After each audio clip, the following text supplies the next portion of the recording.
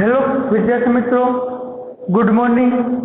આજનું લેક્ચર શરૂ કરતા પહેલા દરેક વિદ્યાર્થી મિત્રો પોતપોતાની હાજરી પૂરી લેશે અને ત્યાં સુધીમાં હું આપણું એક ઉદાહરણ લખી નાખું। તો હાજરી પૂરાઈ ગયા બાદ વિદ્યાર્થી મિત્રો મારી સાથે ઉદાહરણ લખવું હોય તો લખી શકે છે।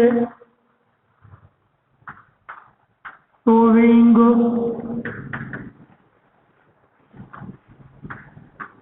result, expressing action,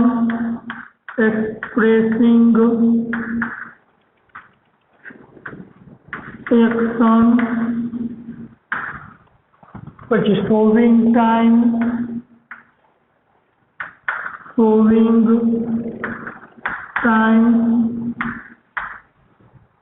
અને solving contrast,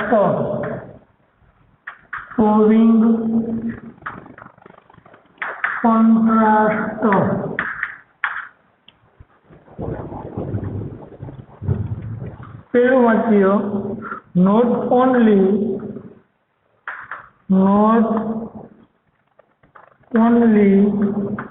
I but also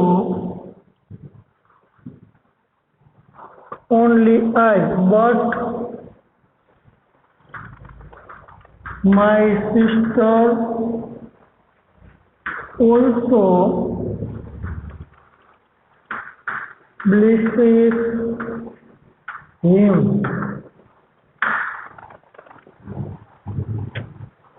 બીજું, no sooner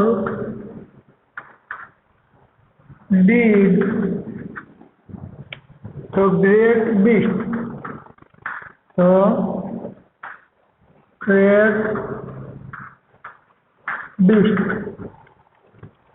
lift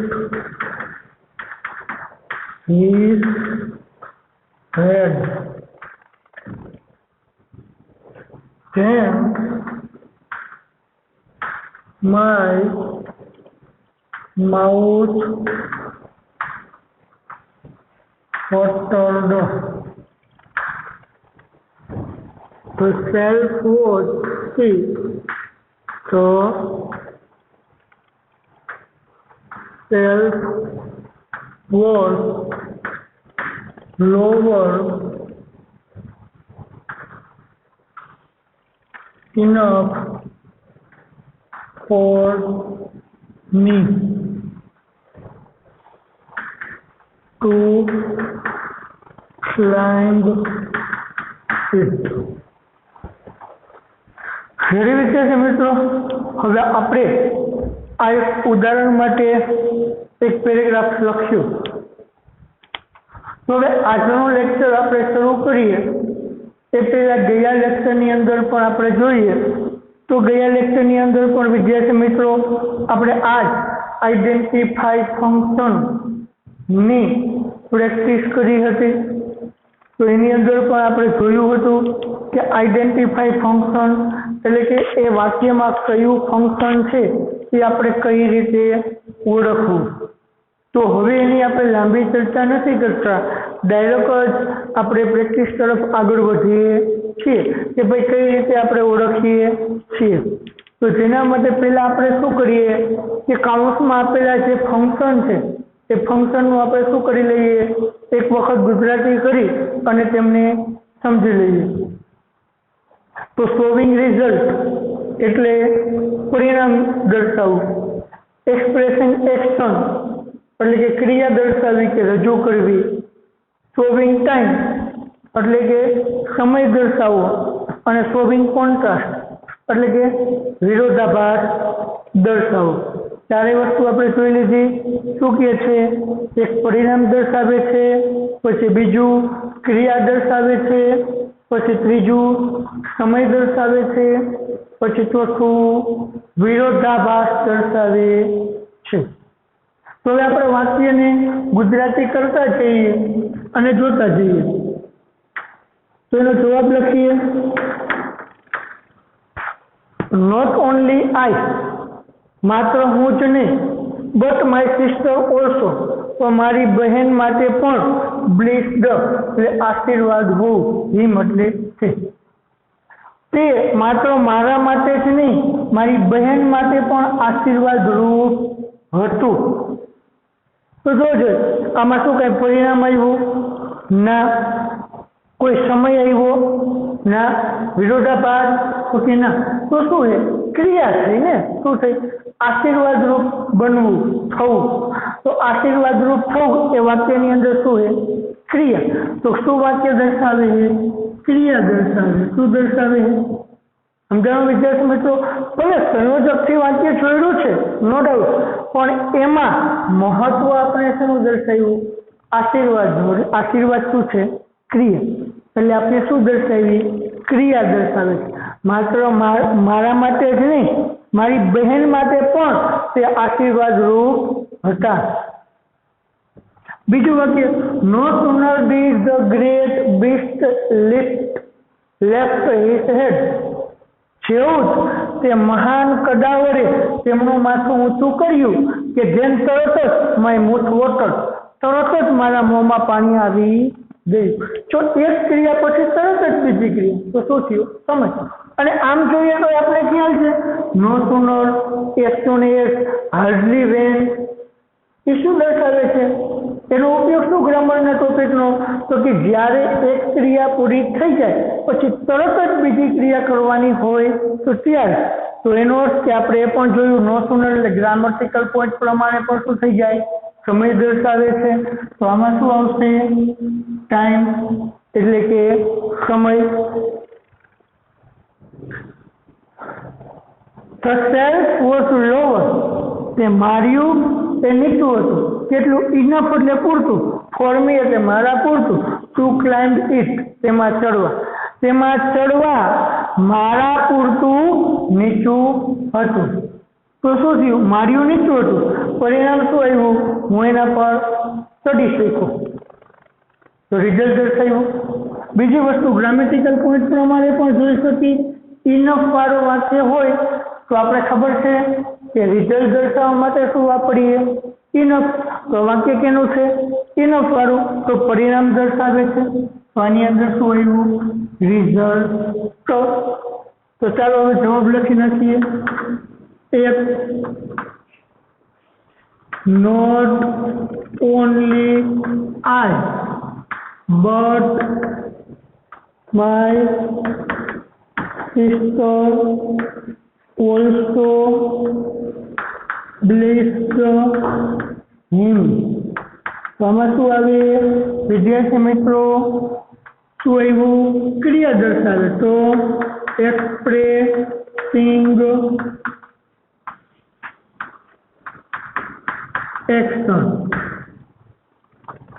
ત્યાર પછી બીજું, તો નો sooner did the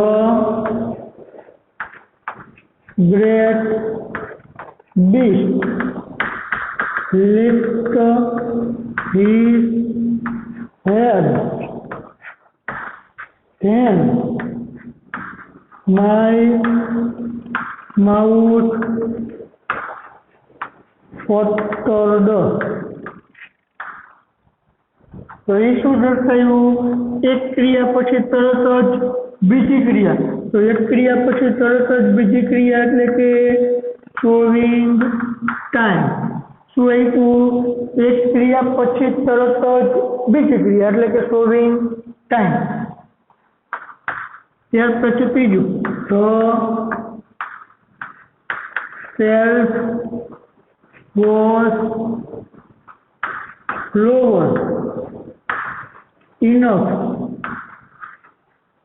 for me to climb it।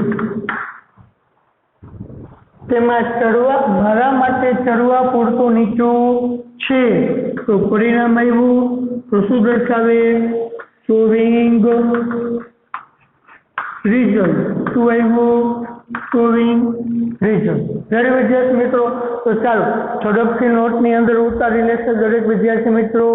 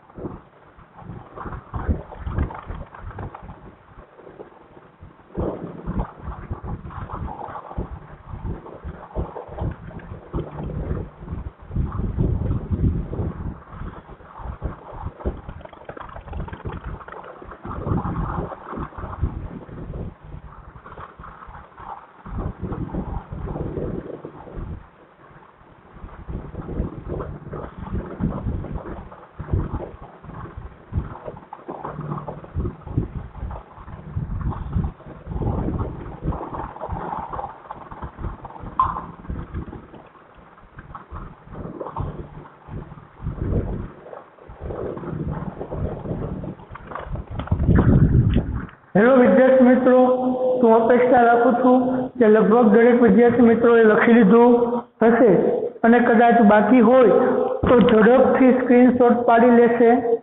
દરેક વિદ્યાર્થી મિત્રો ઝડપથી સ્ક્રીનશોટ પાડી લેશે.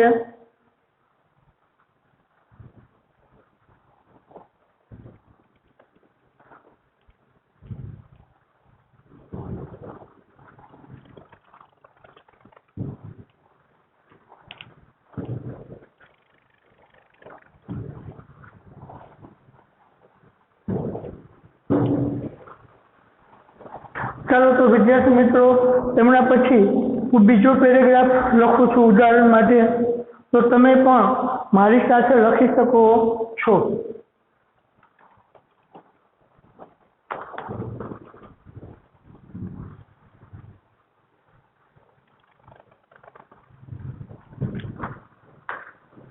expressing emotion, expressing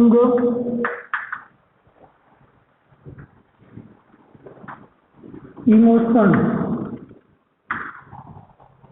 expressing purpose,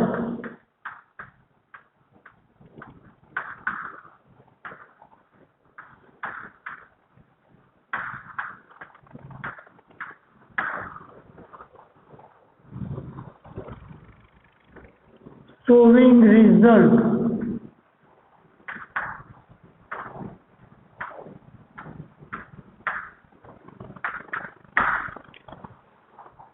showing comparison,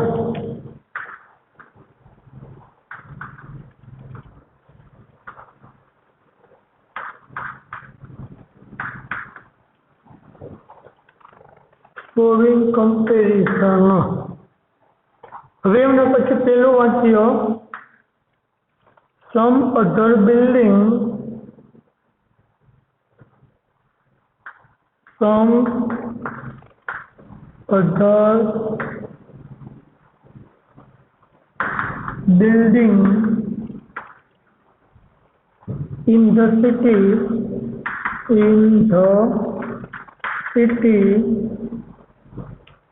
are as tall as Gagan Vihar. Gagan Vihar. બીજું વાક્ય, what a delicious flavor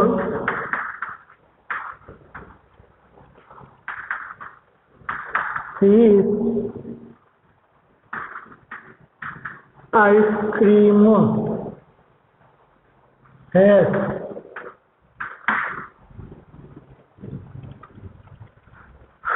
ત્રીજું વાક્ય, he must work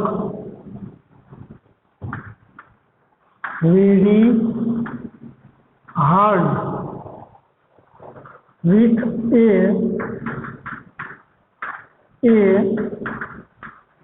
view to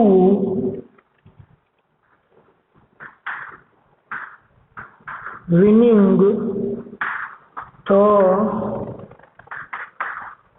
first prize. Ready વિદ્યાર્થી મિત્રો, હવે આપણે આ બીજો પેરેગ્રાફ લખ્યો છે કે હવે જેનું આપણે આઈડેન્ટિફાઈ ફંક્શન એટલે કે કયું વાક્ય કયા ફંક્શનનું આપેલું છે એ ઓળખી કાઢવાનું છે. તો આપણે આપણા રીતિ નિયમ મુજબ પહેલા શું કરીએ, ફંક્શન અને વાક્ય બંનેનું સારી રીતે ગુજરાતી કરી લઈએ, જેથી કરીને આપણે એમનો ભાવાર્થ ખબર પડી જાય. ભાવાર્થ સમજાઈ જાય એટલે આપણે ફંક્શન ઓળખાઈ જાય. એ સિવાય પણ આપણી પાસે બીજો રસ્તો છે. જો ગ્રામરના ટોપિકની ખબર હોય કે કયા ફંક્શનની અંદર કયા ગ્રામરનો ટોપિક ઉપયોગ થઈ શકે કે ઉપયોગ થાય, તો ગ્રામરના ટોપિકના આધારે પણ આપણને ફંક્શન ઓળખાઈ જાય. તો ચાલો આપણે જોઈએ. તો શરૂ કરતા પહેલા આપણને જે કાઉન્ટની અંદર ફંક્શન આપેલા છે એ ફંક્શનનું ગુજરાતી કરી લઈએ, સમજી લઈએ. પેલું આપણને આપ્યું છે એક્સપ્રેસિંગ ઇમોશન. ઇમોશન એટલે લાગણી, ભાવના વ્યક્ત કરવી. તો દરેક પેરેગ્રાફની અંદર એકાદ બે શબ્દ તમને નવા આવતા જતા હશે, બાકીના શબ્દો જૂના રિપીટ થતા હોય. તો એક્સપ્રેસિંગ ઇમોશન એટલે લાગણી અથવા ભાવના. Expressing purpose. પર્પસ એટલે હેતુ, કોઈ ક્રિયા કરવા માટેનો હેતુ વ્યક્ત થવો. પછી શોવિંગ રિઝલ્ટ એટલે કે પરિણામ દર્શાવવું. પછી શોવિંગ કમ્પેરિઝન. કમ્પેરિઝન એટલે કે સરખામણી કરવી. ચારે વસ્તુ આપણે જોઈ લીધી. શું છે પેલું? એક્સપ્રેસિંગ ઇમોશન એટલે કે લાગણી વ્યક્ત કરવી. એક્સપ્રેસિંગ પર્પસ એટલે કે હેતુ વ્યક્ત કરવો. શોવિંગ રિઝલ્ટ એટલે કે પરિણામ વ્યક્ત કરવું. અને શોવિંગ કમ્પેરિઝન એટલે કે સરખામણી. હવે વાક્યનું ગુજરાતી કરતા જઈએ અને ગોતતા જઈએ. પેલું વાક્ય શું કહે છે? Some other buildings in the city are as tall as Gagan Vihar. Some other building એટલે બીજી કેટલીક બિલ્ડિંગો ઇન ધ સિટી એટલે શહેરમાં બીજી કેટલીક બિલ્ડિંગો આર એઝ ટોલ એટલે ઊંચી છે. એઝ ગગન વિહાર એટલે ગગન વિહાર બિલ્ડિંગનું નામ છે. શહેરમાં બીજી કેટલીક બિલ્ડિંગો ગગન વિહાર જેટલી ઊંચી છે. તો મળી ગયો આપણે વિદ્યાર્થી મિત્રો ગુજરાતી. શું કહે સાંભળો? શહેરમાં બીજી કેટલીક બિલ્ડિંગો ગગન વિહાર બિલ્ડિંગ જેટલી ઊંચી છે. તો શું કર્યું વાક્યની અંદર? સરખામણી કરી. ગગન વિહાર જેટલી બીજી ઘણી બધી છે. તો સરખામણી થઈ. તો સરખામણી એટલે શું આવ્યું? કમ્પેરિઝન એટલે સરખામણી. આ ગુજરાતીની રીતે આપણે ગોઈતું. ગ્રામેટિકલ પોઈન્ટ એસ વિશેષણ એસ. તો એસ વિશેષણ એસ એટલે કયો ડિગ્રી થઈ? Positive degree. તો ડિગ્રી હોય એટલે કયું શું આવે? કમ્પેરિઝન. કમ્પેરિઝન માટે શું વપરાય? ડિગ્રી. રેડી વિદ્યાર્થી મિત્રો? એવી રીતે બીજું, what a delicious flavour this ice cream has. What a delicious એટલે અદ્ભુત, ફ્લેવર એટલે ફ્લેવર, ધીસ આઈસ્ક્રીમ હેઝ એટલે આ આઈસ્ક્રીમમાં છે. આ આઈસ્ક્રીમમાં કેવી અદ્ભુત ફ્લેવર છે. તો વાક્ય જોઈ અને આપણે ખ્યાલ આવી જાય શું એમાં વ્યક્ત થાય છે? ભાવના, લાગણી, ઉદ્ગાર. તો ભાવના, લાગણી, ઉદ્ગાર એટલે ઇમોશન થયું. સમજાઈ ગયું? ત્યાર પછી ત્રીજું, he must work very hard with a view two winning the first prize. He must very hard તેમણે સખત મહેનત કરવી જોઈએ. વિથ અ વ્યૂ ટુ એટલે ના હેતુથી, વિનિંગ એટલે જીતવા, ફર્સ્ટ પ્રાઇઝ એટલે પહેલું ઇનામ. પહેલું ઇનામ જીતવા માટે તેમણે સખત મહેનત કરવી જોઈએ. તો ગુજરાતીમાં ખબર પડી ગયો હેતુ, મહેનત કરવી જોઈએ. શું કામ? ઇનામ જીતવા. ગુજરાતીમાં હેતુ વ્યક્ત થઈ ગયો. અંગ્રેજીમાં જોયું તો આપણે ખબર છે વિથ અ વ્યૂ ટુ શેના માટે વપરાય? હેતુ વ્યક્ત કરવા માટે. તો એમાં શું વ્યક્ત થઈ ગયું? હેતુ. તો હેતુ એટલે પર્પસ. રેડી વિદ્યાર્થી મિત્રો? મળી ગયું આપણને ત્રણેય વસ્તુ. તો ત્રણેય વસ્તુના આપણે જવાબ લખી નાખીએ. તો આપણે ખ્યાલ છે કે ડાયરેક્ટ જવાબ લખશો વિદ્યાર્થી મિત્રો તો કોઈ પણ પ્રકારનો તમને માર્ક મળશે નહીં. વાક્યની સાથે જ લખવું. તો પેલું શું છે? Some other building in the city are as tall as Gagan Vihar. Ready? તો શું આવે એમાં જવાબમાં? પોઝિટિવ ડિગ્રી છે. તો ડિગ્રી છે એટલે સરખામણી.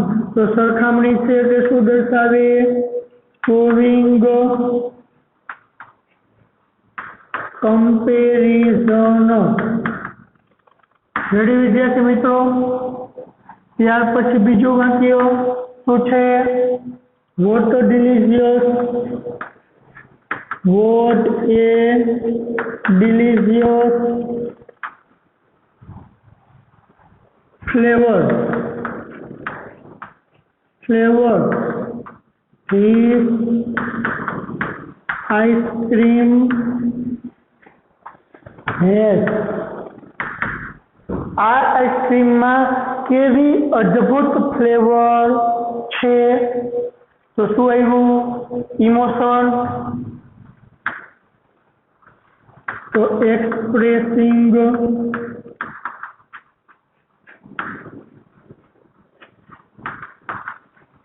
શું થયું? Expressing emotion. તો ત્યાર પછી ત્રીજું અને last, he must work very hard with a view to winning the first prize. પહેલું ઇનામ જીતવા માટે સખત મહેનત કરવી જોઈએ. અને ગ્રામરનો topic with a view to. તો શું દર્શાવે છે? Expressing purpose. એક્સપ્રેસિંગ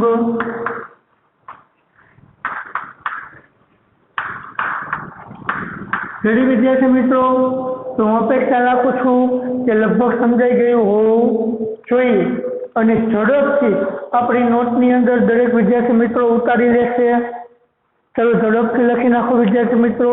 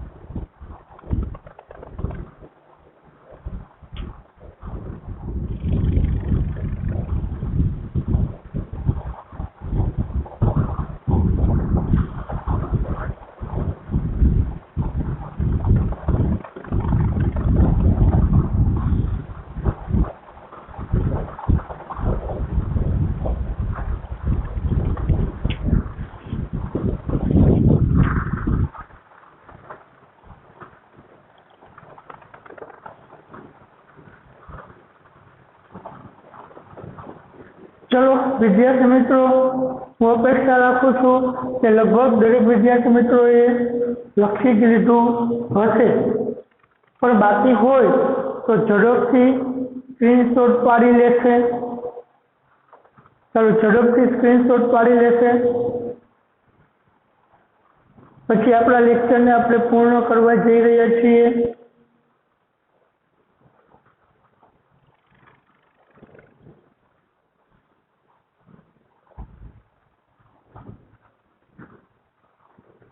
હેલો વિદ્યાર્થી મિત્રો, તો લગભગ દરેક વિદ્યાર્થી મિત્રોએ લખી લીધું હશે અથવા તો સ્ક્રીનશોટ પાડી લીધો હશે. તો હું અપેક્ષા રાખું છું કે લગભગ દરેક વિદ્યાર્થી મિત્રો સમયની સાથે સાથે પ્રેક્ટિસ પણ કરતા જતા હશે. આ ટોપિક શીખવા માટે હજુ પણ આ સિવાયના પણ વધારે વાક્યોની આપણે પ્રેક્ટિસ કરજો વિદ્યાર્થી મિત્રો. તો ને તો આપણે એકદમ આ ફંક્શન ઓળખવા એ ઈઝી પડી જશે। તો આજનો લેક્ચર આ સૂચન સાથે અહીં આપણે પૂર્ણ કરીએ છીએ। તો ફરી પાછા નવા લેક્ચરની અંદર ફરી પાછું મળીશું। તો ત્યાં સુધી દરેક વિદ્યાર્થી મિત્રોને જય હિન્દ।